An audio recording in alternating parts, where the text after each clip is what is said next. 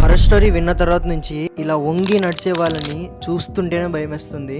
ఎందుకంటే వైజాగ్ దగ్గర ఒక ఫ్యామిలీతో జరిగిన రియల్ హారర్ స్టోరీ ఇది. ఒక మిడిల్ క్లాస్ ఫ్యామిలీలో wife, husband and first class school వెళ్తున్న ఒక అబ్బాయి. వీళ్ళ ఫ్యామిలీలో చాలా డబ్బుల సమస్య ఉంది. ఎప్పుడు చూసినా హస్బెండ్ ఫుల్ తాగేసి రావడం, వైఫ్ ని కొట్టడం, ఇలా గొడవలు జరుగుతూ ఉండేవి. ఇలా ఒకసారి ఆఫ్టర్నూన్ టైమ్స్ హస్బెండ్ వైఫ్ తో మాట పెరిగి ఫుల్ కొట్లాట అవుతుంది. ఆ కోపంతో వైఫ్ ని చంపేస్తాడు. హస్బెండ్ కి భయం వేసి వెంటనే వైఫ్ ని ఇంటి బ్యాక్ సైడ్ పూంచేస్తాడు. ఇంకో భయం ఏంటంటే కొడుకు స్కూల్ కి వెళ్ళింటాడు. స్కూల్ నుంచి తిరిగి వచ్చిన తర్వాత అమ్మేది అంటే ఏం సమాధానం చెప్పాలని భయపడుతుంటాడు. స్కూల్ నుంచి అబ్బాయి తిరిగి ఇంటికి వస్తాడు.